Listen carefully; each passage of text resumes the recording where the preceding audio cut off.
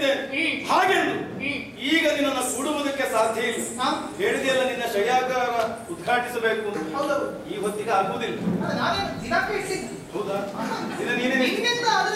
ಆದಿ ಹಾಗಾದ್ರೆ ಅದಕ್ಕೆ ಮುಹೂರ್ತ ಕೂಡಿ ಬರಬೇಕು. ಯಾವಾಗ?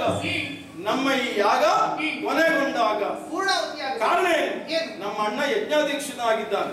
ಅಂತಹ ಸಂದರ್ಭದಲ್ಲಿ ಅವನು ಅಂಗೀಕರಿಸಿಕೊಂಡ ಹಾಗೆ ನಾವು ಅಂಗೀಕರಿಸಿಕೊಂಡದ್ದು ರಥ ಹೆಣ್ಣಿನ ಸಂಘ ಕೂಡೋದು. 1 ವರ್ಷ ಪರ್ಯಂತ ಹೆಣ್ಣನ್ನ ಕೂಡುವವರು ನಾವಲ್ಲ. ಹಾಗಾಗಿ ಮುಂದಿನ ವರ್ಷದ ಕೊನೆಯಲ್ಲಿ ನಿನ್ನನ್ನು ಸೇರ್ತೇನೆ. ಹಾಗೆಂದು ಅಲ್ಲಿವರೆಗೆ ನೀನು ಇಲ್ಲೇ ಇರುವುದಲ್ಲ, ನೇರವಾಗಿ ನಮ್ಮ ಹಸ್ತಿನಾವತಿಯವರೆಗೆ ಹೋಗ. ಅಲ್ಲಿ ಕೃಷ್ಣನ ದರ್ಶನ ನಿನಗಾಗುತ್ತದೆ. ಕೃಷ್ಣನ ದರ್ಶನ ಆಯಿತು ಅಂತಾದ್ರೆ ಗಂಗೆಯಲ್ಲಿ ಮುಳುಗಿ ಮಿಂದ ಹಾಗೆ.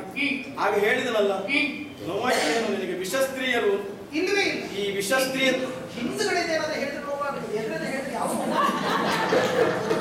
ಎದುರಿಂದ ಹೊಗಳಬಾರದು, ಹಿಂದುಗಡೆಯಿಂದ ತೆಗಳಬಾರದು. ನಿಮ್ಮ ಹೆಂಡತಿ ನಾಳೆ ಹಿಂದುಗಡೆ ಹೇಳುವ. ಹೆಂಡತಿ ಆದ ಮೇಲೆ ಇದೇ ಮಾತು. ಹಾಗಾದ್ರೆ ಒಪ್ಪಿಗೆ ಉಂಟು. ಕೃಷ್ಣನ ದರ್ಶನದಿಂದ ಪರಮ ಪಾವನರಾಗ್ತೀರಿ ನೀವು. ಸಂತೋಷವಾಯಿತು. ಹಾಗಾದ್ರೆ ಹಸ್ತಿನಾವತಿಯನ್ನು ನಾವೆಲ್ಲರೂ ಸೇರಿಕೊಳ್ಳುತ್ತೇವೆ. ಆದರೂ ನಮ್ಮ ಪರಿಚಯ ಹಸ್ತಿನಾವತಿಯವರಿಗಿಲ್ಲ. ನಾವು ತೆಂಕಿನ ಕರೆಯುವುದು, ನೀವು ಬಹಳ ಎತ್ತರದವರು, ಉತ್ತರದವರು. ನಮ್ಮನ್ನು ಸರಿಯಾಗಿ ಗಮನಿಸ್ತಾರೋ ಇಲ್ಲವೋ ಆ ಯೋಚನೆ ಬೇಡ. ನೀನು ಯಾವಾಗ ಬಂದ್ರು ನಮ್ಮ ಮೇಳಕ್ಕೆ ಜನ ಸೇರಿಸಿಕೊಳ್ಳುವುದು. ಹೌದು, ನಾನು ಇಲ್ಲದ ಹೊತ್ತಲ್ಲಿ ಏನು ಅಂತ ಇವರು ಮುಂಗಡ ಕೊಟ್ಟು ಕಳಿಸಿಕೊಟ್ಟಿದ್ದಾರೆ ಅಂತ ಅವರಿಗೂ ಗೊತ್ತಾಗ್ತದೆ. ಹಾಗಾದ್ರೆ ಯೋಚನೆ ಮಾಡಬೇಡ. ಮುದ್ರಿಕೆ ಉಂಟಲ್ಲ, ಇದನ್ನೇ ಕೊಡ್ತೇನೆ. ಇದನ್ನು ನೀವು ತೋರಿಸಿದೇ ಖಂಡಿತವಾಗಿ ನಿನಗೆ ಮುಕ್ತವಾದಂತಹ ಅವಕಾಶ.